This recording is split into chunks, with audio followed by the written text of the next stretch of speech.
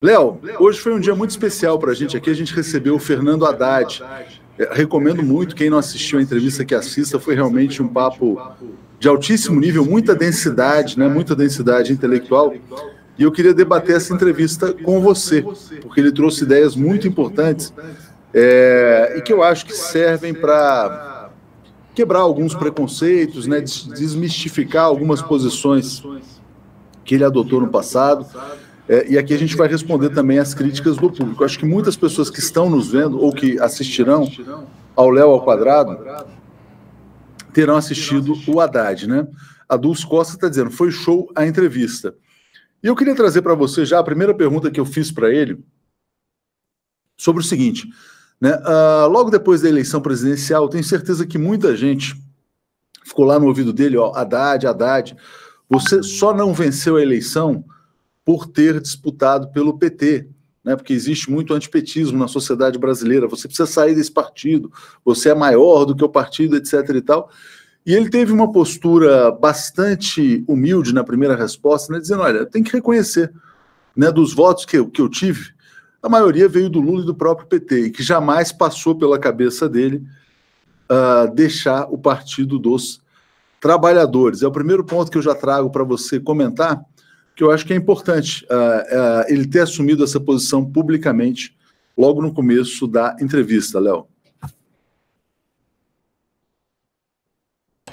Claro, isso é importantíssimo. Bom, porque existe, Léo, até dentro da própria esquerda, uma tendência de tentar desvalorizar o tamanho do Partido dos Trabalhadores. Isso é uma ratoeira. As pessoas não estão percebendo que isso é uma espécie de tentar criar na cabeça das próprias pessoas que são do Partido dos Trabalhadores aquela ideia de que o partido seria pequeno, de que o partido seria um grande problema, de que o partido seria um morto. Assim, morto não tem possibilidade, só com ressurreição, né? Mas, enfim, seria realmente um partido que entrou em declínio e não teria possibilidade de retornar à política brasileira, como aconteceu, por exemplo, obviamente, a gente percebe isso acontecendo com o PSDB não tem representatividade popular, o PSDB não tem pessoas que gostam do PSDB, o PSDB tem muito dinheiro, que é bem diferente, o PMDB mudou para MDB porque está muito queimado, o PT é diferente, Léo. Olha, sobre o PT eu queria fazer um comentário, e eu acho que é um comentário muito interessante para que as pessoas parem de vez com essa bobeira de achar que o PT é um partido que está em declínio, que o PT é um partido pequeno. Primeiro, nós precisamos entender que o PT não é só o partido legenda, o PT não é só aquele grupo de políticos e filiados que fazem parte de um partido oficial. O mais importante nesse momento é entender que o Partido dos Trabalhadores é um partido de nível mundial, que dentro do Brasil ele tem um expoente muito grande e ele é composto, lógico, pelos políticos do PT, lógico, depois pelos filiados que são simpatizantes e principalmente pelo um grupo de pessoas que tem a causa dos trabalhadores como prioridade. Então, uma coisa que aconteceu, por exemplo, com o Rodrigo Pilha, ele falou uma coisa que é muito interessante. Ele saiu, ele desfiliou do Partido dos Trabalhadores, porque o Partido dos Trabalhadores ainda está mantendo aquela cabeça dura, não quer deixar a comunicação jovem acontecer. Ele desfiliou, mas ele falou, olha, eu desfiliei do PT, mas eu nunca vou deixar de ser PT. Rodrigo falou uma coisa muito interessante. O PT, lato sensu, para falar de uma forma bonita, é toda uma união de trabalhadores que comungam de uma mesma ideia. Dentro desse PT lato sensu existe aí esse PT sigla que pode até ter aí, merecer algumas críticas, mas é o partido que representa esse conjunto de pessoas. É importante que se entenda que existe no Brasil hoje dois partidos políticos. Existem no Brasil hoje dois grupos políticos. Um é o grupo PT, que representa o trabalhador que tem consciência de classe, e o outro é o antipetismo, que é aquela coisa de combater o PT. Então a gente pode resumir uma realidade que dentro da cabeça da população brasileira, ou seja, dentro do coração do povo, dentro da percepção política, só existe um partido político e esse partido é o PT. Então algumas pessoas querem o PT, outras pessoas querem combater o PT. Então como é que você consegue imaginar que, ainda que seja um antagonista gigante ou um protagonista gigante, ele é o único? Como que você consegue imaginar a possibilidade de uma pessoa cogitar sair do maior partido do Brasil?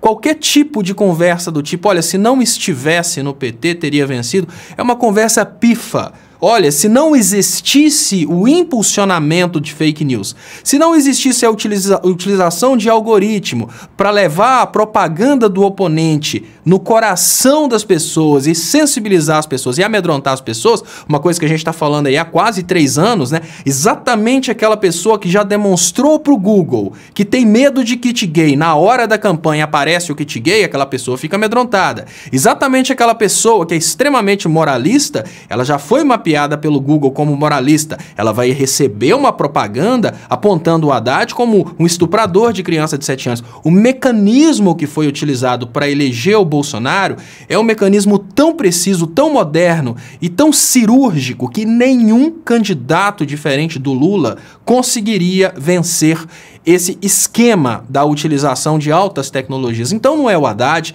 não é o PT, não é o partido. Quem acha que o Ciro Gomes, se tivesse sido apoiado pelo Lula, ele teria condições de vencer, tem uma ilusão muito grande que o Ciro seria simplesmente a vítima dessa utilização de altíssimas tecnologias. Por que o Lula não seria facilmente atingido por isso? Porque não ia adiantar falar para a sociedade brasileira que o Lula estuprou uma criança de 7 anos. Não ia adiantar falar para a sociedade que o Lula utilizaria uma mamadeira de piroca. Isso porque nós estamos falando de uma pessoa com experiência de 8 anos no cargo. Ele ficou 8 anos. Não tinha como falar que ele faria isso. Agora, qualquer outro candidato que não tivesse tido a experiência popular que o Lula teve, a aprovação popular que o Lula teve, ele seria, obviamente, derrotado pela máquina de utilização de algoritmos. Quem foi derrotado não foi o PT. O Partido dos Trabalhadores continua sendo o maior do Brasil, indiferente de qualquer coisa. E basta dizer, olha, o Brasil são 2 grupos, o grupo que ama e o grupo que odeia o PT. Mas espera aí, alguém falou em PSDB? Você já viu militância do PSDB? Você já viu militância de qualquer outro partido que não seja o PT? Não existe. Então, 2 partidos que existem no Brasil, o petismo e o antipetismo. Como que você fala que o petismo que tem que abandonar o único partido que existe no Brasil de fato para tentar se eleger em outro lugar? Não, eu acho que eles deveriam ter abandonado, eram os velhos conceitos de publicidade. Eles deveriam ter abraçado conceitos mais modernos de utilização dos meios mais modernos de comunicação. Foi aí que eu percebo que digamos que a estratégia do PT perdeu. Não foi o PT que perdeu, foi uma estratégia poderosíssima do outro partido que ganhou, que é bem diferente. Léo, você tá me ouvindo? Tô te ouvindo, vi que você caiu, durante o tempo que você caiu eu fiquei falando para enrolar, agora eu vi que você voltou. Legal, Léo, porque aconteceu uma coisa aqui muito esquisita. A gente deslogou e relogou e estamos aqui no ar, ainda bem. Pois é, não, o pessoal deve estar até tentando entender por que eu tô falando tanto e você não interrompeu. Ainda bem que mas era isso, é porque você tinha sumido. Né? Que não foi, se fosse no Haddad a gente ia ficar muito chateado, mas o Léo ao Quadrado, todo mundo sabe que é um programa sujeito a improvisos. É uma experimentação ao vivo. Essa questão das fake news, né? O Haddad lembrou que no dia da eleição, né, no fim de semana, ele foi acusado de estuprar uma menina de 11 anos e disse que a família dele ficou muito abalada, né, com essa questão das fake news. Enfim, desconfia, né, das pressões que aconteceram para que não se investigasse absolutamente nada disso, né? Então a gente tem um governo que foi eleito à base da mentira. E ele falou, Léo, uma coisa interessante sobre essa questão da guerra cultural movida pelos bolsonaristas, né? Quando você pega a Damares, o Vélez, o Ernesto Araújo, esses ministros que estão no núcleo grotesco do governo, né? Ele disse que isso tem uma certa funcionalidade, porque quando você quer implantar um programa de governo muito antipopular, que é, exemplo, vou tirar a sua aposentadoria, né? Você tem que ocupar a cabeça das pessoas com outras preocupações, né? Ele falou uma coisa que você fala há muito tempo, dizendo o seguinte: o cara até fala assim, não, beleza, vou ficar sem aposentadoria, sem direitos trabalhistas, sem absolutamente nada, mas o filho não vai receber o kit gay na escola. Então, essa questão da guerra cultural é muito estratégica para um governo antipopular, como o governo do Bolsonaro, que está retirando direitos das pessoas. Ele precisa poluir a mente das pessoas com fake news, né? Com preconceitos, com visões distorcidas da realidade, justamente para meter a mão na carteira das pessoas, Léo. Resumindo, Léo, a gente poderia dizer o seguinte, para resumir de uma forma bem simples, olha, eu até vou fazer o mal, mas eles fariam um mal ainda maior. Essa é, assim, de uma forma bem resumida, a estratégia do bolsonarismo para conseguir convencer as pessoas a aceitarem tudo que ele vai fazer. Imagina que desde o início o Bolsonaro está oferecendo coisas extremamente absurdas, como, por exemplo, fim de férias, fim de 13º, reforma da Previdência, mas como assim o povo vai aceitar coisas tão ruins? A estratégia é falar que, olha, eu vou até te dar um pouco de amargo, mas ainda você vai ter o que comer. Olha, pior seria se te dessem o kit gay nas escolas, na madeira de piroca nas escolas. A estratégia deles foi bem isso, olha, vai ser ruim comigo, não vou te iludir não, mas com eles vai ser pior. E tem funcionado, infelizmente tem funcionado. Principalmente por falta das estratégias relacionadas aos novos veículos de comunicação. Léo, a Meg chegou como membro do canal, então muito obrigado, Meg, por chegar. Obrigado por ser mais uma pessoa aqui fazendo parte dessa grande comunidade de membros e assinantes do 247, da TV 247. A Rose Viana está aqui com muita frequência com a gente, está falando, PT e Haddad não estão falando de eleição, estão falando de liderança para a resistência. O nome legítimo para essa liderança é Haddad. Haddad teve 47 milhões de votos, reconheceu que seus votos vieram em grande medida do PT e do Lula, expressou lealdade ao Lula, mais uma vez, de forma muito didática também colocou, né, por que não há nenhuma prova contra o Lula. Diz que até, olha, se houvesse provas contra o Lula, a gente estaria discutindo, né, essa pressão que é muito feita pelos meios de comunicação de virar a página. O ponto é que não existe prova nenhuma, não só não há prova, como esse processo nem poderia estar no Paraná, né, pelo fato de não ter conexão com a Petrobras, né? O Haddad falou isso de maneira muito didática. Léo, mas ele falou uma coisa interessante, né? Muitas pessoas, volta e meia, chegam e dizem o seguinte, não, o Haddad é o cara que está à direita do PT. Eu falei, Haddad, verdade, você é o cara à direita do PT? Ele fez uma formulação muito interessante. Ele falou, olha, do ponto de vista conceitual das ideias, ele se coloca à esquerda do PT, né? Defende ideias que estariam à esquerda, da média do PT. Do ponto de vista da forma, aí sim, à direita, né? Por quê? Porque ele não é um cara que defenda a revolução, sair implodindo tudo e tal. Ele defende ideias que são mais à esquerda, por exemplo, taxação de ricos, bilionários, etc. e tal, né? Mas por um caminho dentro das instituições. Eu queria te pedir para comentar isso, porque você mencionou o nome do Rodrigo Pilha, eu conheço o Pilha, né? E o Pilha se desfiliou porque o PT não estaria colocando as pessoas nas ruas para invadir a Polícia Federal e libertar o Lula, né? O Haddad falou, estou à esquerda do PT nas ideias e à direita na forma. Léo Estopa, cadê você? Liguei o som, agora sim. Bom. Pois é, Léo. Bom, sobre o detalhe do Rodrigo Pilha, não dá para resumir o drama do Rodrigo Pilha com o PT só a esse evento. Isso porque todo mundo que comunica pela esquerda e é ignorado pelo PT, todo mundo que comunica pela esquerda e tem sempre determinados boicotes do PT acaba se decepcionando. Claro, eu nunca fui filiado, então eu não tive nenhum boicote institucional. Estou falando por outras pessoas que me mandaram mensagens nesse sentido.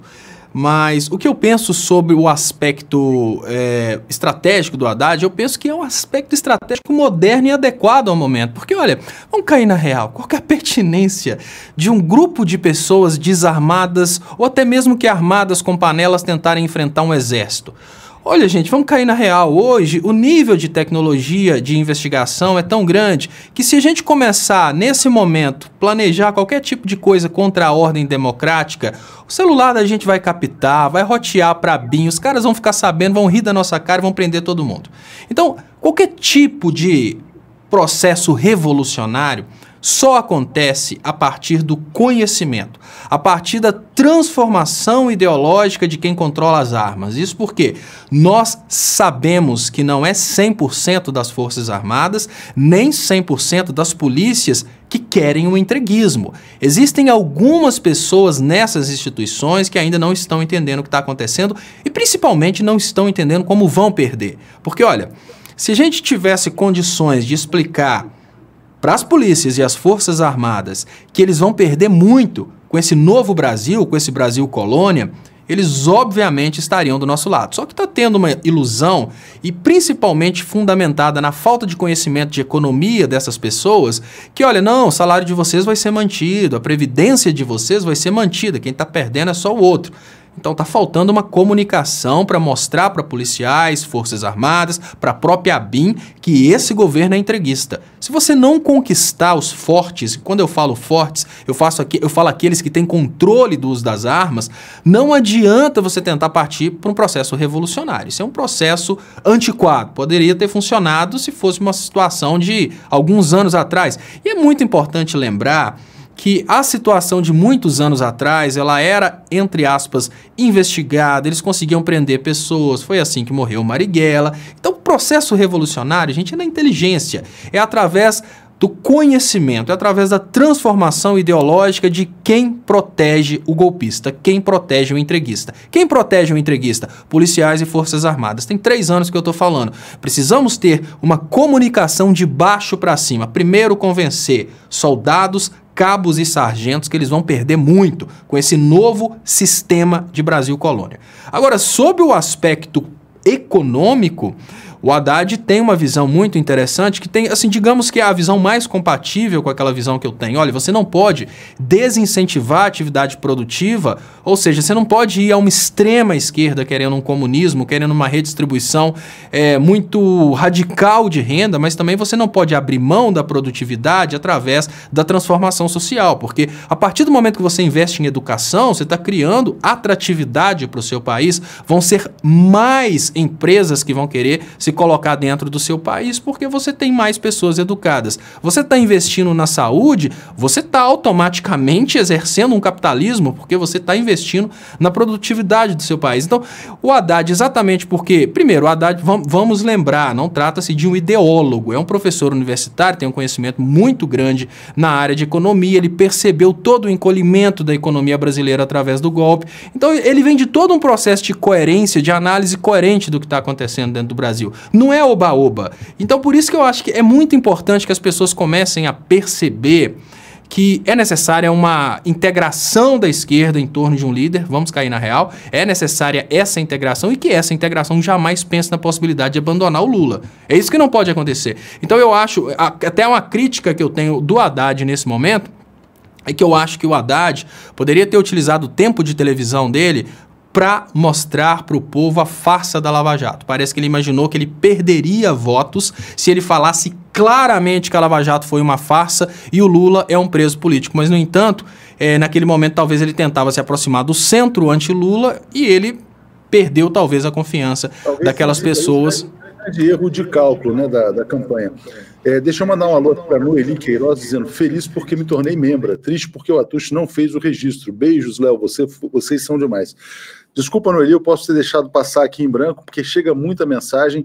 Aliás, peço desculpas também, hoje não consegui ler nem 10% dos superchats que chegaram para o Fernando Haddad, mas a gente vai pegar todas as questões, vamos mandar para ele, vamos ver se ele consegue, em algum momento, responder. O Salles está dizendo: fake news influencia pessoas que são alienadas e ignorantes, o que é o caso do Brasil. Não vejo antídoto para isso a curto prazo, a não ser através da própria miséria social que elas mesmas criarão. Aí realmente a tese do Salles é dizendo que esses governos vão gerar tanta pobreza, né, tanta pobreza, que em algum momento a população vai despertar, né? E teve um comentário muito interessante que chegou, que era mais ou menos o seguinte: o Vélez, o ministro da Educação, ele está lá com a missão de emburrecer a sociedade brasileira. É o ministro da Educação que quer emburrecer os brasileiros. O Paulo Guedes quer gerar pobreza, né? Tirando direitos, etc. e tal. E o Moro, no final das contas, tem um plano para matar os pobres, né? Porque é permitir que o policial mate quando estiver sob profunda emoção. O Haddad passou por todos Esses pontos aqui, Léo, foi muito contundente, fez uma crítica muito dura também ao plano do Moro da segurança pública, dizendo que ele é totalmente incompatível, inconsistente, se reuniu ontem com vários juristas pela democracia e apontou essas falhas. Até porque ele trouxe uma questão importante também. Esse plano do Moro, ele só vai gerar mais encarceramento, né? Você gera mais encarceramento, você tem um impacto econômico, fiscal sobre isso. Outros países estão discutindo, olha, se entrar alguém num presídio, tem que sair alguém também, não pode ser assim. Não só pela questão econômica, mas também pelo fato de que tem muitas pessoas que estão lá que nem foram julgadas também, né? O encarceramento proposto, né, por esse governo, claramente, não é a solução, Léo. Ponto importante trazido por ele, eu te devolvo aqui a palavra. Pois é, e as pessoas não conseguem perceber que uma estratégia da classe média alta para ficar sempre fora da cadeia é criar essa cultura de prender o pobre a qualquer custo, porque as pessoas mais pobres, elas são aprisionadas, elas enchem os presídios porque elas não possuem aí advogados conhecidos dos juízes para conseguirem habeas corpus, para conseguirem libertar os presos, né, antes dos julgamentos. Então, quando um filho de rico, quando um playboy, quando qualquer pessoa da classe média é presa, ela utiliza exatamente o argumento dos presídios estarem superlotados para ela não ficar presa. Então, à medida em que a gente vai lotando mais os presídios, a gente vai criando uma condição para que os mais ricos jamais fiquem presos, até porque a lotação do presídio é uma desculpa para quem tem bons advogados ir para casa e, obviamente, é uma oportunidade para que quem vende a quentinha do presídio, quem presta serviços particulares para o presídio e, obviamente, nessa nova tendência, até para quem vai construir e operar os presídios que, obviamente, vão ser privatizados aí dentro dessa política do Bolsonaro. Então, eles estão vendo seres humanos como simples recursos para produzirem mais dinheiro. São formas, Léo, de desviar o dinheiro público. Em países como os Estados Unidos, onde impera a máquina de guerra, eles criam guerras porque a partir daí eles conseguem tirar o dinheiro público, desviar para o particular, para os donos das fábricas de armas. No Brasil, eles estão criando aí formas de desviar o dinheiro público para o privado. Como? Vamos construir presídios, vamos operar mais prisões e a partir daí o dinheiro público para manter essas pessoas presas vai vindo desse processo aí de superaprisionamento, de cultura da prisão. E é muito fácil. Você primeiro utiliza uma ideologia política que incentiva o ódio. Num Brasil em que o ódio impera, a tendência à violência é bem maior. Então é uma coisa muito, muito básica para o povo entender. O mesmo grupo político que está chegando com uma cultura de ódio que incentiva a violência é o grupo político que está prometendo prender todos os violentos. Então eles criam o problema, prendem o problema e o dinheiro que paga pela prisão do problema é o dinheiro público que vai, obviamente, para amigos deles que vão trabalhar com os presídios responsáveis por prender esses problemas. Deixa eu agradecer aqui a Anastácia, que mandou um superchat dizendo, olha, quase acertei, achei que seriam 10 mil pessoas ao vivo e chegou a 8 mil pessoas ao vivo, né? Léo, vamos passar para outros assuntos do dia, né? Porque tem outras coisas acontecendo, depois a gente até pode retornar ao Haddad também, né? A sentença que condenou o ex-presidente Lula, segunda condenação da juíza Gabriela Hard, tem trechos que são exatamente iguais aos da sentença do Moro, da sentença do Triplex, ou seja, teve lá um Ctrl-C, Ctrl-V, né? E aí o Lula, nas suas redes sociais, colocou, nem disfarçam mais, né? Dizendo que era uma sentença encomendada, tão encomendada, né, que praticamente copiou a sentença anterior. Então, se tiver um terceiro processo, é só pegar a fundamentação da primeira ou da segunda, enxertar qualquer coisa, mas realmente está uma situação muito explícita, né, de perseguição. Ctrl-C, Ctrl-V é uma coisa que, em tese, a gente não enxerga muito, não deveria enxergar no Poder Judiciário. Você não concorda? Eu concordo, isso porque é óbvio que o juiz ele deve reagir aos atos processuais, né, aos autos. Ele tem que chegar a ler os autos processuais e responder um por um. O que eles estão fazendo nesse momento em que eles têm a tranquilidade de que eles têm a revisão é simplesmente fazer o trabalho mais rápido. Olha, o negócio é condenar o Lula, tem que ser mais de 12 anos. Condene a mais de 12 anos e pronto, não importa o resto. E eles estão bem tranquilos, porque, Léo, uma coisa que eu tenho falado há muito tempo e eu esqueci o nome daquele autor mais Markov, né? As flores, né, que no início entraram no nosso jardim, pegaram uma flor e não fizemos nada. No final das contas, quebram sua casa inteira e você não pode fazer nada porque você nunca fez nada, você já não pode fazer mais nada. O erro das esquerdas foi aceitar o primeiro golpe. No momento que as esquerdas aceitaram o primeiro golpe, obviamente ficou claro ali que eles poderiam fazer o que eles quisessem que daria certo. Que é um exemplo do que não é aceitar o primeiro golpe. Você percebeu que tão logo a política mudou, tão logo o Temer entrou para representar as elites, eles começaram a perseguir o poder judiciário que tentasse fazer qualquer coisa contra o Temer. Os policiais que investigaram o Aécio, eles foram movidos de área, me parece, coisas estranhas. Mas não estou dizendo que o PT tinha que ter sido ilegal, mas ele tinha que ter sido unido. O que aconteceu naquele momento é que estava uma festa tão grande para perseguir o PT, para destruir a ex-presidenta Dilma, que o PT foi aceitando e agora ficou bem claro que não vai ter levante popular. A gente prometia o levante popular. Se prenderem o Lula, vai ter o levante popular. O Lula foi preso. Não, primeiro, se condenarem o Lula, vai ter o levante popular. Não, antes, se tiver impeachment, vai ter o levante popular. Teve levante popular nenhum. Se condenarem o Lula, vai ter o levante popular. Não teve levante popular nenhum. Ah, mas se prenderem o Lula, esse mundo arrasa. Não, o mundo não arrasou nada. Tá todo o bolsominion rindo do Lula sem saber que ele tá perdendo com a prisão do Lula. E agora eles vão condenando, porque eles sabem que não acontece absolutamente nada. E tá uma coisa muito bem casada, porque os juízes sabem que não há possibilidade de revisão do processo, porque já não tem mais nenhum tipo de apreciação jurídica desses processos, é só um teatrinho. Então o que eles fazem? Olha, eu nem vou ter o critério de redigir uma sentença. Porque se eu tivesse, produzindo uma peça processual, se eu tivesse produzindo uma resposta processual para o caso, eu teria que redigir uma sentença fundamental, mas nada. A gente, a gente está produzindo isso aqui para gente nossa mesmo. Se chegar lá no TRF4, a gente sabe que não vai ser, a sentença não vai ser reformada, então deixa para lá. Né? Tá essa a situação. E eu volto a dizer, tudo isso está acontecendo por culpa nossa, porque já que nós nunca fizemos nada, ficou claro que nós nunca vamos fazer nada. Então eles dão tapa na cara, fazem todo esse processo de utilização do Poder Judiciário para a campanha política e fica por isso mesmo. Léo, o pessoal está te lembrando aqui do Mayakovsky, tá, do poeta que você citou, Mayakovsky, russo, né? A Marúzia Silva está dizendo, a justiça só está ferrando Lula. Quero ver o que vai acontecer com a família dos ela está chamando de bolsominions, né? Enfim, Léo, possivelmente o Bolsonaro tenha alta amanhã, né? É possível que ele volte à ativa, né? Já tirou lá a tal da sonda, parece que voltou a se alimentar, recebeu João Dória ontem, hoje teve mais visita, e retornaria para fechar a proposta lá de reforma da Previdência. Você acha que ele vai assumir essa bucha de tirar a aposentadoria dos brasileiros? Porque quando ele estava no hospital era melhor, né? Botava na conta lá do Paulo Guedes para ele falar, não, estava internado, não sabia de nada. Mas você acha que ele vai assumir a liderança do processo de ferrar os brasileiros, não? Os mais idosos? Acho que vai, Léo. Ele chegou à conclusão que vale a pena. Ele chegou à conclusão que...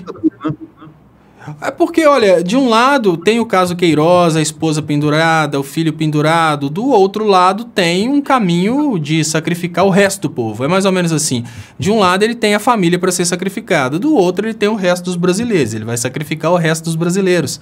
Trabalhar um pouquinho a mais não faz mal a ninguém, né? Vamos pensar assim. Tem uma correlação, Léo. Então é o seguinte, se ele avançar na reforma da Previdência, esfria então a investigação sobre o caso Queiroz, é isso? Eu tenho até uma ideia diferente. A ideia que eu tenho é que o caso Queiroz, agora mais do que nunca está sendo provado isso, a ideia que eu tenho é que o COAF sabia do caso Queiroz há muito tempo, estava guardando para usar na hora certa. E a hora certa foi no momento que ele pronunciou-se contra a reforma da Previdência. Foi ali que ele descobriu que ele foi eleito, mas não vai presidir absolutamente nada, porque...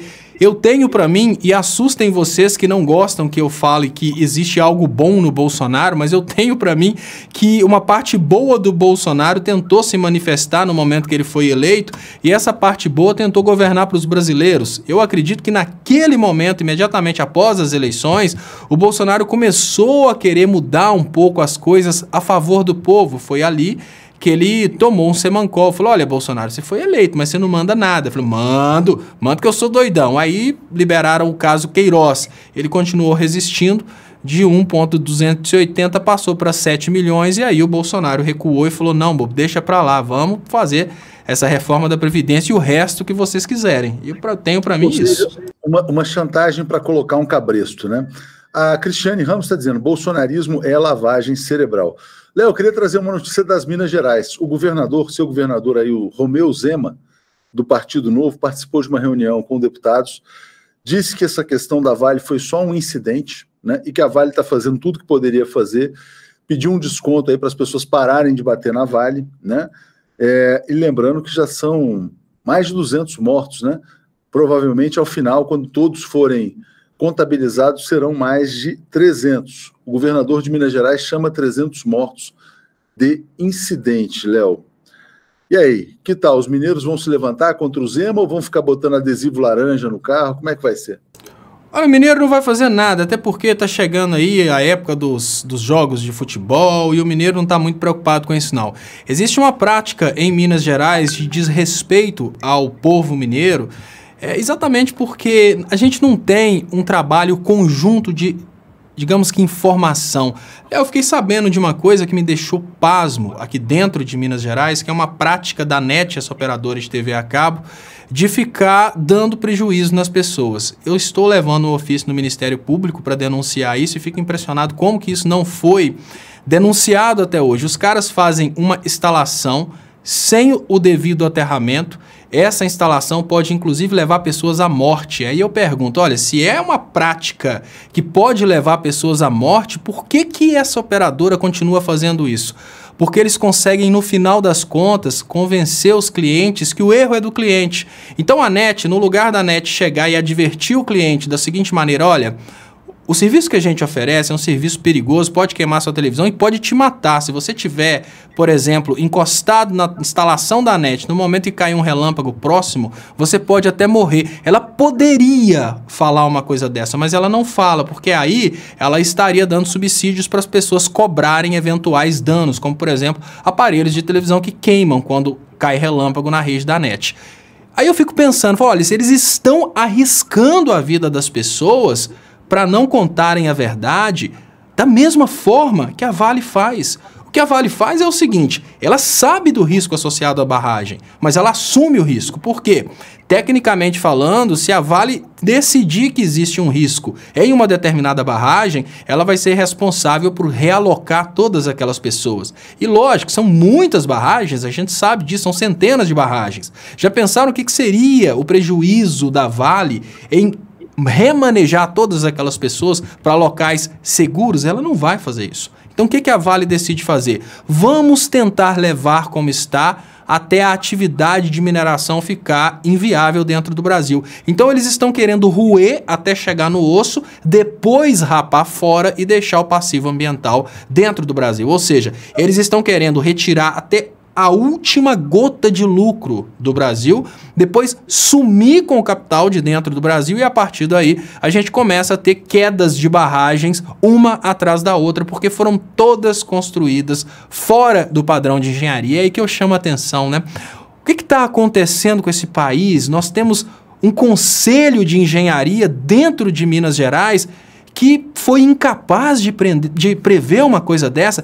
O que o CREA estava fazendo dentro de Minas Gerais esse tempo todo? Será que o CREA estava dentro de Minas Gerais só prejudicando o engenheiro? Será que o Conselho Federal de Engenharia não teria tido condições de prever eventos como esse da Vale? Não teria tido condições de fiscalizar melhor as atividades realizadas pelos seus engenheiros, como, por exemplo, locais sem a devida instalação dos equipamentos de prevenção de incêndio, como o caso que aconteceu no Rio de Janeiro? Léo, a engenharia brasileira está doente. E se tem uma coisa que tem condição de recuperar o Brasil dessa crise, e foi exatamente o que fez a China tornar-se a segunda potência econômica do mundo, é a engenharia, porque através da engenharia a gente consegue desenvolver altas tecnologias, colocar os desempregados para trabalharem, vender produto para fora do Brasil. A gente precisa retomar a consciência do brasileiro a respeito da importância da engenharia, e isso começa, obviamente, com as pessoas que exercem o trabalho de engenharia tendo consciência dessa importância que eles têm. O Brasil está caindo. O Brasil está caindo nesse momento, parece estranho, mas são barragens caindo, são atividades pegando fogo, o Brasil está caindo, a nossa engenharia está acabando. Isso que você está falando é muito importante, mas antes vou agradecer aqui a Maria de Fátima pelo superchat, o Robert dizendo, todos com as mãos sujas de lama, a Maria José dizendo, sou de Minas, estamos na lama, literalmente, Ana Cláudia, um absurdo esse Zema, né? Estúpido, ela diz aqui. E já que você falou dessa questão da engenharia, o Bolsonaro, né, ele foi para o Facebook dele para dizer o seguinte, gente, olha, como é que chama? O Brasil está tendo muitas tragédias, né? Mas olha, eu tenho fé no Brasil, unidos venceremos, né? Então é uma tragédia atrás da outra, eles não percamos a fé, unidos venceremos, uma tragédia por dia, e aí vem o governador de Minas agora dizer que foi só um incidente. Léo, o Rogério Correia, que eu sei que é o deputado aí com quem você tem mais afinidade nas Minas Gerais, hoje lançou uma ideia interessante. Ele era deputado estadual, se tornou federal e quer um plebiscito para discutir a reestatização da Vale, né? O Rogério é sonhador, está trazendo uma ideia ousada. Você acha que tem alguma possibilidade disso acontecer? Áudio, Léo. Claro que eu acredito, mas o primeiro passo, quando a gente fala plebiscito, a gente fala uma coisa que vem da plebe. O primeiro passo para um plebiscito desse ter sucesso é a conscientização da plebe que essa atual forma de funcionamento da Vale não interessa ao povo mineiro. Se a gente não tiver essa conscientização, o plebiscito é inútil. Então o que eu acho que nesse momento as pessoas não estão percebendo? A gente está tendo muito debate no parlamento, a gente tem, obviamente, deputados sérios que estão tentando levar esses debates para o parlamento, mas as coisas mudaram. A gente precisa antes fazer a opinião pública, porque tudo está acontecendo de acordo com a opinião pública. O que adianta a gente falar com um jovem que as regras da aposentadoria estão sendo mudadas, se a equipe do Aécio Neves já conseguiu convencer esses jovens que ele vai ser milionário daqui a uns anos? Então, toda essa fumaça de ilusão que foi criada para ludibriar a sociedade brasileira, ela precisa ser retirada para as pessoas começarem a enxergar assim, de uma forma mais clara. O povo está enxergando tudo de uma forma muito lúdica, de uma forma muito estranha. Ou é o fanatismo religioso, ou é uma consciência de que o liberalismo vai dar certo, que você vai ser tão milionário que você não vai precisar nem de direitos trabalhistas e nem de uma previdência no futuro. Se a gente não conseguir trabalhar uma comunicação direta com a população para mudar primeiro a consciência da população a respeito de tudo, é perigoso a Vale fazer um plebiscito dentro de Minas para ter o direito de matar funcionários a troco de gerar alguns empregos e esse plebiscito vencer. Não se assuste, mas existem pessoas que quando você critica as mortes em Brumadinho, essas pessoas respondem falando que nós estamos fazendo coisas absurdas, xingando aqueles que geram empregos. Então é mais ou menos assim, peraí, a troco de gerar empregos, essas empresas podem matar os funcionários. Pode parecer estranho, mas esse é um argumento que tem aí funcionado dentro da sociedade brasileira. Com certeza, Léo. Tem um outro tema aqui que eu acho que é importante você passar por ele. A gente está com uma manchete nesse momento aqui, que é um artigo do Marcelo Auler, né? O Gilmar Mendes, ele chegou a ser investigado pela Receita Federal, né? A Receita soltou uma nota dizendo, não, veja bem, ele não é alvo de nenhum inquérito, de investigação, mas teve um procedimento preliminar. E o Auler está dizendo, olha, o Gilmar Mendes é alvo da fúria que ele e o STF alimentaram, né?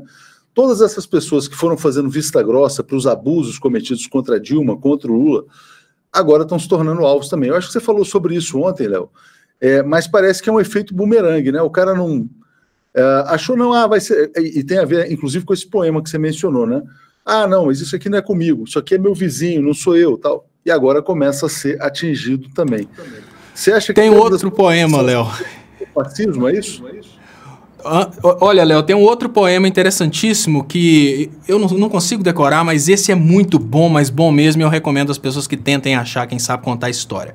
Mas ele conta a história, mas eu sei que sai um bicho desesperado falando que tem uma cobra que não sei o que, e no final, mas eu vou tentar achar esse poema para falar até o final do programa. Mas o que o Gilmar Mendes fez,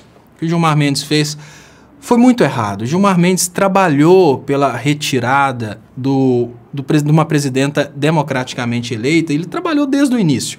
Lembrando que o próprio Aécio Neves, ele disse que entrou num processo contra a Dilma só para encher o saco. Eles, digamos, o grupo da elite, que é o grupo que conseguiu colocar o Bolsonaro agora, eles tinham uma certeza muito grande, Léo, que eles venceriam naquela época lá que o Aécio foi o candidato. A decepção foi tão grande que eles não conseguiram aceitar a derrota nas urnas. Então, de todos os lados, surgiram formas de tentar derrubar o governo democraticamente eleito, e nós precisamos concordar que um dos expoentes disso foi o Gilmar Mendes. Uma das coisas mais engraçadas do mundo, Gilmar Mendes votou contra uma relatoria que ele mesmo fez a respeito da cassação da chapa Dilma e Temer. É a coisa mais engraçada do mundo. Mas ele foi o relator, ele lutou para cassar a chapa Dilma e Temer, e no momento que eles já tinham conseguido derrubar a Dilma e colocar o Temer, aí ele mudou de ideia a respeito da cassação da chapa. Então, nós temos uma situação em que o caráter dessas pessoas já nem é mais discutível. O caráter é obviamente político, pessoal e egoístico. Só que eles não acreditavam que o poder poderia mudar de mãos e a partir daí eles poderiam se tornar vítimas daquilo que eles antes protagonizavam, que é a utilização das instituições para perseguições políticas. Hoje eu vejo aqueles que se omitiram. Quando eu falo dos que se omitiram, eu falo obviamente da Igreja Católica. Ela deu algumas dicas a respeito do que estava acontecendo, mas no final das contas ela se omitiu. A gente vê aqueles isentões, todos pagando caro. A gente vê também aqueles que trabalharam pelo fim da democracia, porque agora, Léo, não tem mais regra. Por mais que o Gilmar Mendes possa ser ministro do STF, o STF pode ser fechado com um cabo e um soldado. Então não tem mais regras, não existe mais poder e quem está mais alto é quem tomou o maior tombo. Eu volto a dizer, porque olha, é muito fácil para um trabalhador cá debaixo do povo, um Zé Ninguém, entender que aqui embaixo as leis são diferentes e a partir daí ele olhar e falar, isso está acontecendo, é uma pena, perdi meu emprego, perdi minha aposentadoria. Agora você imaginar que um ministro do STF de uma hora para outra ficou impotente, tem que obedecer twitters de generais, é uma coisa bem assim, incomum, que deve doer. Imaginar que hoje deputados e senadores morrem de medo porque eles precisam fazer aquilo que eles são mandados, senão eles podem responder processo. Imaginar que o presidente está encolerado por causa de atos anteriores. Então, todo esse processo de destruição da democracia, destruição da estabilidade das instituições, ele acabou prejudicando mais aqueles que têm mais poder. É lógico, vai prejudicar um pouquinho os trabalhadores, mas quem está tomando a maior ferrada em todos os sentidos é quem está mais no alto. Quem tem mais patrimônio no Brasil foi quem mais perdeu, porque tudo dentro do Brasil desvalorizou. Então, estamos vivendo hoje uma realidade em que o Brasil começa a pagar pelo que fez. Tem duas teorias, tem aquela teoria que o Brasil realmente, ao se tornar um satanista, ele não pode ser feliz, uma nação cujo satanás é o Senhor. E por outro lado, a gente tem uma coisa lógica, olha, eles trabalharam, destruíram a ordem democraticamente estabelecida, criaram uma situação de anarquia, e dentro dessa situação de anarquia a gente não tem previsibilidade. Sem previsibilidade você não tem crescimento econômico. Então está todo mundo pagando nas altas instituições, nas altas empresas, no mercado. Todo mundo está pior do que estava antes. Léo, tem um tema que causou muita polêmica, que a gente precisa mencionar, que foi a entrevista do Ricardo Salles, ministro do Meio Ambiente, ao programa Roda Viva. Disse que discutir Chico Mendes é irrelevante, né? Inclusive fez uma acusação leviana, gravíssima, disse que Chico Mendes era grileiro, né, de terras e não uma pessoa que lutava lá pela democratização da terra, né? E aí perguntaram, por que você falou isso? Ele respondeu o seguinte, não, o pessoal do agro diz isso, né? Então ele repete o que diz o pessoal do agronegócio, né? E ele também foi questionado sobre a Amazônia, e aí ele admitiu que ele nunca foi à Amazônia. A gente tem um ministro do Meio Ambiente que não sabe o que é Amazonas, né? Aí perguntaram, mas e aí, como é que você pode ser ministro do Meio Ambiente sem ter ido à Amazônia? Ele falou, não podia ter mentido, né? Mas é sério, né, Léo? A gente tem um ministro do Meio Ambiente que ignora, desconhece a região amazônica. O mais interessante é imaginar que é o ministro do Meio Ambiente que representa exatamente o contrário daquilo que seria o interesse do Ministério do Meio Ambiente. Seria como dizer, Léo, que para que você vai colocar na delegacia da mulher um delegado que bate na esposa, né? Então, toda hora que chegar uma mulher que foi... Exatamente. Toda hora que chegar uma mulher que foi espancada em casa, ele vai rir e vai falar, com certeza você fez raiva no seu marido, né? Foi merecido, né? Pode ter sido... Isso é uma atitude muito machista que acontece muito. Olha, é exatamente o interesse do governo do Bolsonaro criar um Ministério do Meio Ambiente para reduzir a proteção ambiental. Então esse cara, ele foi escolhido a dedo pelos ruralistas para representar a destruição do meio ambiente, não é para representar a preservação do meio ambiente. Agora, na linha ideológica de contradizer tudo aquilo que foi dito antes, eles vão sempre com muita harmonia. Afinal de contas, nós temos uma instituição de educação que critica Paulo Freire, diga-se de passagem, elogiado no resto do mundo. É normal que o ministro do Meio Ambiente desse mesmo conjunto, que você chama de clã bolsonariano, critique Chico Mendes. Tem tudo a ver, né? Obviamente, se a gente tivesse dentre eles o ministro contra o racismo, ele ia falar mal do Nelson Mandela. Assim como se a gente tiver um ministério da religião, eles vão falar que a Madre Teresa, no fundo, era uma comunista desgraçada. Tudo que a gente tem de princípios consolidados no Brasil, tudo que a gente tem de princípios consolidados no mundo, essas pessoas vão distorcer e vão criar uma percepção inversa. E olha, isso não é muito absurdo, não. Dentre os bolsonarianos, o Nelson Mandela era terrorista. Então, quando você pergunta os bolsonarianos, o Nelson Mandela era terrorista, e aí, dentre os bolsonarianos, a gente vê pessoas negras usando uma camisa da Margaret Thatcher, que foi a pessoa que trabalhou em cima de impor na África do Sul a política do apartheid. Quem não conhece, quem não sabe, que a gente fala tanto disso, é aquela ideia de que os negros não eram dignos de frequentar os mesmos lugares dos brancos. Da Margaret Thatcher é o famoso negão do Bolsonaro, né? Aquele deputado que foi eleito. Exatamente, eu não sei o nome dele, mas acho que é negão do Bolsonaro. Assim que ele se apresentava, estava sempre do lado das lives, virou deputado federal e ele gosta de usar a camisa da Margaret Thatcher. Tem uma brincadeira que ele foi eleito sem falar uma palavra, né? Exatamente. Ele nunca falou. A função dele era provar que o Bolsonaro não é racista, né? Não seria racista. A Maria José Ferreira Silva está dizendo, não estou vendo nenhum bozo arrependido, todos estão lucrando. O povão está intimidado, não vejo como sair dessa. Fazer reformas em época de recessão é coisa de ditadura. Vide Chile. Paulo Guedes deu uma entrevista, Léo, para dizer que o Pinochet transformou o Chile numa Suíça. Né? Eu não sei, eu acho que o índice de desenvolvimento do Chile é muito inferior ao da Suíça, né?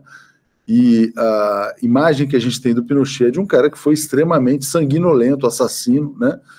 Assassinou muitas pessoas e não sei se para você transformar algum país numa Suíça, né, é necessário matar tanta gente, Léo. Falou que o Brasil precisa de uma perestroika também, como se o Brasil fosse a União Soviética colapsando. Bom, olha, eu preciso admitir que nós temos um muro de Berlim no Brasil, dividindo as duas partes do Brasil, e esse talvez seja o maior obstáculo que a gente tenha que enfrentar hoje. Enfrentar essa separação social que é muito conveniente para aqueles países que querem o Brasil sempre brigando, que querem o Brasil disputando. Essa separação social, ela talvez seja a única pertinência entre o comentário do Paulo Guedes. E também não tem duas pertinências. A gente pode considerar que se a gente compara o Brasil com a União Soviética, a gente tem duas pertinências. A primeira delas é que, olha, o Brasil, né, faz parte de um grupo que foi separado do resto do mundo por questões ideológicas. Dentro do Brasil a gente tem um grupo que foi separado do outro, mas não é só isso não. Quem sabe realmente o que aconteceu com a União Soviética sabe que os Estados Unidos impuseram uma corrida armamentista para que a União Soviética, destruída após a Segunda Guerra Mundial, nos países destruídos, para que eles tivessem que investir em armas no lugar de investirem em alimentos. Então foi exatamente a mesma política de pressão psicológica, de pressão através de Guerra Fria, que os Estados Unidos impuseram na União Soviética naquela época, que eles estão tentando colocar em cima do Brasil agora. Eu fico tentando entender por que é tão difícil do povo brasileiro perceber o que está acontecendo aqui, é tão difícil do povo brasileiro perceber que está sendo feito de massa de manobra, e às vezes eu pergunto, será que a gente vai conseguir convencer esse povo do que está acontecendo e quais seriam os resultados de continuar com essa política que a gente está vivendo hoje, por mais 1, 2 ou 3 anos, né? Enfim, não sei se o Brasil partiria para a política do Pinochet, de transformar o Brasil numa Suíça, como disse o Paulo Guedes, ou se o Brasil partiria para a política da Turquia, de transformar o Brasil em uma simples submissão ao resto do mundo, ou a política que eles estão tentando impor no Iraque e em outros países onde eles conseguem impor esse mesmo tipo de guerra ideológica, porque no momento em que a gente está conduzindo o nosso povo para o fanatismo, a gente está bem longe de se aproximar de uma Suíça. E as primeiras investidas do governo Bolsonaro foram contra a educação. Como é que a gente pode imaginar a possibilidade do Bolsonaro querer transformar o Brasil numa Suíça se ele está destruindo os pilares do crescimento econômico, que é a educação? Só para a gente fechar com o Haddad, Léo, o Haddad falou que esse governo elegeu 3 grandes inimigos: os cientistas, os artistas e os professores, né? Então, como é que um país que aponta como inimigos artistas, cientistas e professores pode ter algum futuro, né? Não tem saída, né, Léo?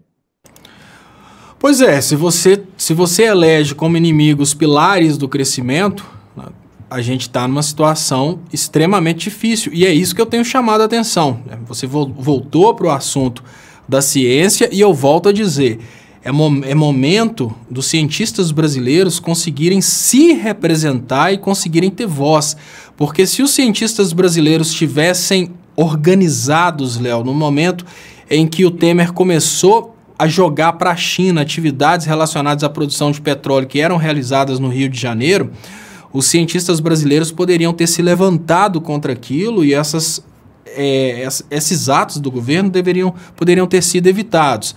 No momento em que o governo Temer começou a mandar parte do refino do petróleo brasileiro para fora, os cientistas brasileiros, se eles estivessem representados naquela época, eles poderiam ter evitado isso. E hoje nós temos uma situação de desindustrialização cada vez maior dentro do Brasil, exatamente porque a ciência brasileira não está integrada numa representação. Essa ciência brasileira precisa abraçar, de alguma forma ou de outra, uma representação e começar a lutar pelo crescimento econômico, pelo desenvolvimento tecnológico do Brasil. Volto a dizer, a China conseguiu em poucos anos matar uma situação de mortes de fomes de milhões de pessoas através do desenvolvimento tecnológico. Não vai ser através do fanatismo religioso que o Brasil vai conseguir crescer, não. Eu acho mais interessante o Brasil imitar quem cresceu e não imitar quem regrediu. É isso aí. Léo, queria te agradecer demais. Estamos chegando aqui ao nosso final. Daqui a pouco a gente tem o Boa Noite, né? As pessoas gostaram muito da entrevista do Haddad. Fiquei feliz também por saber que é um dos vídeos mais assistidos no YouTube no dia de hoje, aqui no Brasil. Entrou rapidamente para os vídeos em alta, então quem não assistiu, por favor, assista. E tem uma notícia muito boa, Léo, que eu queria te dar para você fechar, que é o seguinte: o Haddad provavelmente vai ter seu próprio canal. Vai virar youtuber, né? Também, além de professor que ele já é, inspirado na experiência do Podemos, que é um partido político na Espanha, onde os líderes fazem entrevistas semanais, comentários. O Haddad, eu acho que ele teria, pelos votos que teve, também pela transformação aqui em São Paulo, uma capacidade muito grande de se comunicar com a juventude, né, que está precisando sair desse mundo da desinformação, da alienação. Você acha que é uma boa ele se tornar youtuber também, Léo? É imprescindível, né? A gente precisa do Haddad comunicando com o povo. Assim, podemos medir as pessoas importantes na comunicação hoje como, né, os Estados Unidos medem o que eles têm de bons com megatons, né, que são as bombas nucleares. A gente mede o que a gente tem de bom com o nível de poder de desalienação. A gente pode considerar o Haddad uma pessoa com um altíssimo poder de desalienação. E dado a esse grandioso poder de desalienação que ele tem, é preciso que ele comece a fazer esses vídeos, comece a comunicar com o povo o mais rápido possível. Isso é urgente, é para ontem. Tomara que a gente tenha, talvez hoje mais tarde, o primeiro vídeo do Haddad aí na estreia do canal dele. Mas notícia muito boa, muito bom não somente saber que o Haddad está indo nessa direção, mas saber que o campo progressista brasileiro está abrindo a cabeça para ir nessa direção. Isso é muito importante. É tarde, antes tarde do que nunca, né, Léo? Não é tarde, né? Não acabou tudo ainda. Lógico, perdemos algumas batalhas, lógico, chegamos tarde nessa brincadeira, tivemos uma safra muito grande de brasileiros que talvez nunca mais sejam recuperados, porque o trabalho vindo dos think tanks liberais é um trabalho muito intenso, é um trabalho muito bem elaborado, mas se a gente quiser recuperar o Brasil para os brasileiros, a gente precisa trabalhar de uma forma muito intensiva nisso e mais rápido possível. Dá para fazer, né? Dá para fazer. É isso aí. Obrigado, gente. Daqui a pouco tem o Boa Noite 247. Então a gente vai ter Paulo, Alex e Gisele aqui comentando os principais assuntos do dia, né? Vamos falar também sobre o Haddad, evidentemente, sobre o caso Chico Mendes, essa agressão gratuita aí do ministro do Meio Ambiente que nunca foi à Amazônia, aqui no Brasil. Enfim, são essas coisas aí que estão envergonhando o Brasil diante do mundo. Obrigado, Léo. Obrigado a todos. E eu volto amanhã cedinho. O Léo continua agora com vocês, segurando a audiência aí no canal do Estopa, não é isso, Léo? Bom, eu tô tentando mudar aqui é porque eu tô vendo, tem gente que tem um nível de chatice tão grande que precisa ir pro espaço. Esse cara bobo aqui, esse JB, vou banir esse cara. Vou aqui, ó, ocultar o usuário desse canal. Então, JB, vai lá pro canal da Galinha Pintadinha. Se você quiser voltar, volta com outro profile que não vou te desbloquear. E se você quiser participar de forma séria, volta com outro profile. Menino chato, só fica só escrevendo bobeira. Em vez do cara escrever coisa útil pra gente debater aqui, ele fica só escrevendo bobeira. Roger Lessa fala sobre a guerra na América do Sul. Roger, a guerra da América do Sul, ela é muito interessante para os países do norte, porque os países do norte vão controlando essa guerra através do fornecimento de armas. E olha como é que é estratégico. Esses caras produzem as armas caríssimas. Imagina o seguinte, gente, para vocês entenderem por que os Estados Unidos amam tanto guerra. Imaginem vocês que os Estados Unidos vão apoiar o Brasil nessa guerra contra a Venezuela. Só que apoiar o Brasil significa vender armas para o Brasil, fornecer tecnologia de guerra. Imaginem o seguinte, eles vão oferecer uma metralhadora para o Brasil pelo preço vamos pensar aí, uma metralhadora que eles demoram às vezes, vamos pensar, 1 hora para produzir nas fábricas deles, vai custar 12 meses de trabalhadores brasileiros, porque são coisas caríssimas. Então, um trabalhador brasileiro precisa trabalhar 12 meses para trocar por 1 hora de serviço de americano. É isso? Por isso que guerra é interessante. E aí, durante a guerra, a infraestrutura brasileira vai sendo destruída, porque durante a guerra eles não miram em pessoas, eles miram em infraestrutura. Sabe por quê? Porque depois eles vendem o serviço de infraestrutura. Vocês lembram do caso da Odebrecht, uma empresa brasileira que prestava serviço? Muito obrigado, Miquel, pelo superchat. Muito importante para o crescimento dos canais. Agradeço de coração aqui, Miquel, a ajuda. Pessoal, vocês lembram do caso, por exemplo, do Iraque? O Iraque foi completamente destruído. Logo após a destruição, os Estados Unidos estavam lá construindo o Iraque. Por quê? Eles chegam lá e constroem uma ponte no Iraque e cobram aquela ponte. Como? Petróleo. Os caras chegam no Brasil, por exemplo, destroem uma infraestrutura, uma hidrelétrica, eles vão reconstruir. Ah, não, uma empresa brasileira poderia reconstruir. Que empresa? Sérgio Moro acabou com tudo, não tem mais empresa brasileira. Operação Lava Jato acabou com tudo. Então, olhem que coisa interessantíssima para os Estados Unidos hoje. Como o Brasil, como os Estados Unidos já conseguiram, através da Operação Lava Jato, destruir todas as empresas de infraestrutura do território nacional, ou seja, Odebrecht, tá uma caveira, né? Tá só no osso. Andrade Gutierrez, todas essas empresas estão só no osso. Como eles conseguiram destruir todas as empresas brasileiras que conseguiam prestar serviços internacionais, conseguiam fazer grandes obras, agora eles colocam o Brasil numa guerra contra a Venezuela. Aí a gente fica nessa ilusão, não, mas a Rússia está contra os Estados Unidos, vai proteger a Venezuela. Que nada! A Rússia do lado da Venezuela vendendo armas para a Venezuela para receber em petróleo. O Brasil, os Estados Unidos do lado do Brasil vendendo armas para o Brasil para receber em petróleo e seja lá o que for. Esses dois países vão se destruindo. Enquanto os Estados Unidos estão quietinhos lá produzindo armas e entregando para a gente, e a gente comprando, Eles não estão ajudando, eles estão vendendo armas para a gente. Enquanto os Estados Unidos estão vendendo armas para o Brasil e a Rússia está vendendo armas, por exemplo, para a Venezuela, o Brasil e a Venezuela estão se destruindo. Então, aqui embaixo estão dois otários se destruindo, enquanto lá em cima estão dois gigantes fornecendo as armas para aqueles dois otários se destruírem. Quando a briga passar e eles tiverem que costurar a cara, é os de cima que vão oferecer serviços de costura. Então toda a soberania nacional ela deixa de existir, porque um Brasil que antes poderia fornecer industrializados para fora, agora ele é obrigado a pagar as dívidas de guerra. Um Brasil que antes poderia fornecer altas tecnologias, agora ele nem tem altas tecnologias mais, né? Porque Sérgio Moro já liquidou tudo com a Operação Lava Jato. Então, nós temos que admitir que a massa de manobra brasileira ela chega a ter um nível de imbecilidade tão grande quando ela acredita que existe uma vantagem numa guerra contra a Venezuela. Olha, ainda que o Maduro fosse esse ditador sanguinário que pintam, ainda que o Maduro fosse realmente esse cara extremamente maligno, tivesse picando os venezuelanos com um estilete, o que o Brasil tem a ver com isso? O Brasil vai entrar numa guerra sem... O Brasil não... Olha, parece que o Bolsonaro tirou 600 bilhões da Previdência para pagar outras contas. É esse Brasil que vai entrar em guerra contra a Venezuela? É esse Brasil que vai entrar em guerra contra a Venezuela? Será? Né? Então, enfim, vamos... Bom, acabei de mandar o Alibaba para ir visitar os 40 ladrões. Isso porque o cara é muito chato mesmo. Então, Alibaba... Deixa de ser chato, menino. Não, gata negra. Ficou uma briga aqui, todo mundo querendo... Não, eu só excluí. Foi gata negra que deu uma pausa nele aqui, deu um disque adaga nele. Mas pode excluir o Alibaba para sempre. E não, eu ocultei também. Tô vendo aqui, o Alibaba foi ocultado por canal do Estopé.